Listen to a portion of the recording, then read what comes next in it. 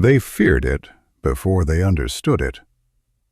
Long before radar screens could explain what was happening, before intelligence briefings could name the threat, something unnatural had begun to haunt the skies over Europe.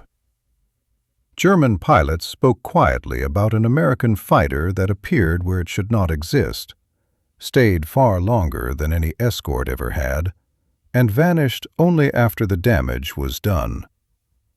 At first, it sounded like fear talking. War always creates myths. But the reports kept coming, and slowly, an uncomfortable truth emerged. The rules of air combat had changed. For years, distance protected Germany. Allied bombers could strike, but only briefly.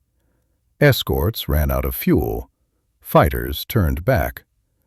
Then, suddenly, they did not. Bombers kept flying. Escorts stayed. Losses mounted in places once considered safe. Something new was hunting in the sky. That shift began quietly in 1940. While Europe burned, American engineers made a decision that seemed almost reckless. Instead of copying an existing fighter, they started from nothing. No tradition, no compromise, only physics and purpose. North American aviation believed speed and range were not opposites, but problems waiting to be solved together.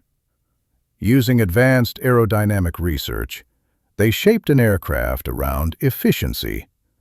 A laminar-flow wing reduced drag. A carefully designed cooling system produced thrust instead of resistance.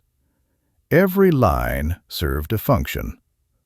The result was an aircraft that looked simple, almost modest, but performed far beyond expectations. It was powered by an Allison engine, an option many dismissed. Similar engines had failed at high altitude before. Even the U.S. Army doubted its potential. On paper, it should have been limited. In reality, it reached nearly 400 miles per hour and flew farther than any single-engine fighter of its time. The British were the first to use it in combat. They gave it a name that would become legendary: Mustang. At first, it slipped into enemy territory as a reconnaissance aircraft, fast, low, and silent. Under the designation F6, it photographed factories, rail lines, and troop movements deep inside occupied Europe. Places once unreachable were suddenly exposed. The Mustang did not announce itself. It observed, and it returned. Soon, it evolved. Machine guns were added, armament increased. Some versions carried cannons, others bombs. The Mustang became more than a fighter. It became a platform, adapting to whatever the war demanded. German pilots noticed the change immediately. Escorts no longer behaved predictably. They did not turn back. They followed. They pursued. Distance no longer offered safety. Fuel limits no longer guaranteed escape. The psychological impact was devastating. Air superiority is not just control of space, it is belief. And belief was collapsing. Pilots took off knowing the sky no longer belonged to them. American pilots felt the opposite. They trusted the aircraft. They knew its reach. With external fuel tanks, the Mustang escorted bombers all the way to their targets and back. Factories once protected by distance were now vulnerable. The German war machine began to fracture from above. The Mustang did not need to destroy everything. It only needed to stay. And by staying, it changed everything.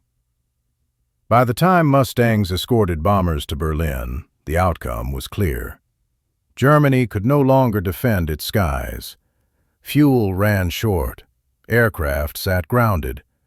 Experienced pilots vanished faster than they could be replaced. The Mustang embodied something uniquely American: innovation, scale, and relentless refinement. It was not born from desperation, but foresight, and when paired with industrial power, it became unstoppable. They feared it before they understood it. They learned its name too late. By the time the Mustang ruled the sky, the war above Europe had already been decided.